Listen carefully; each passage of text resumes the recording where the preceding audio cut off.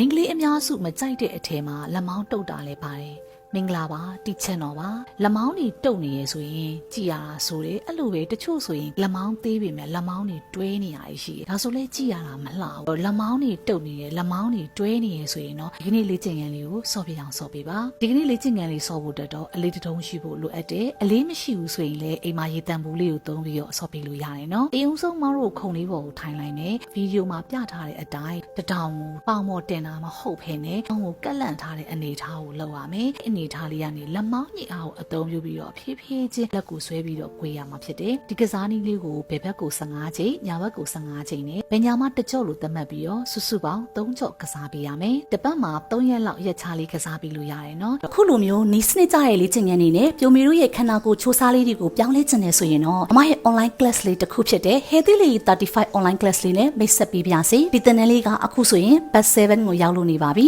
သင်တန်းလေးကပုံမှန်2လသင်တန်းတစ်သိန်းကျပ်ကြာတက်မှာဖြစ်ပေမဲ့ပထမဦးဆုံးအတဲ့အယောက်30ကို9000ခွဲကျပ်နဲ့တက်ရောက်ခွင့်ရမှာဖြစ်ပါတယ်သင်တန်းအသေးစိတ်စုံစမ်းခြင်းနဲ့ဆိုရင်တော့မမရဲ့ Viber number 7979723228တို့မှာဆက်သွယ်မေးမြန်းစုံစမ်းနိုင်ပါတယ်သင်တန်းလေးကမေလ23ရက်နေ့မှာစမှာဖြစ်ပါတယ်အခုပဲသင်တန်းလက်ခံနေပြီနော်သင်တန်းလေးကလူပြည့်တာမြန်တဲ့အတွက်ကြောင့်မြက်မြက်အပ်ဖို့လိုမယ်နော် Healthy Lady 35သင်တန်းလေးကလည်းပြိုမီအားလုံးကိုကြိုဆိုနေပါတယ်ဗီဒီယိုလေးကပြိုမီတို့အတွက်အကျိုးရှိမယ်လို့မျှော်လင့်ပါတယ်နောက်ထပ်လည်းပြိုမီတို့အတွက်အကျိုးရှိစေမယ်လေ့ကျင့်ခန်းတွေနဲ့ဗဟုသုတတွေကိုဝေမျှပေးသွားပါအောင်မယ်ဗီဒီယိုလေးကိုဆုံးထိအောင်ကြည့်ပေးလို့ကျေးဇူးများကြီးတင်ပါတယ်ကျွန်မလာပါချင်တဲ့အမျိုးသမီးတိုင်းအတွက်ဒီ channel ရှိရနော်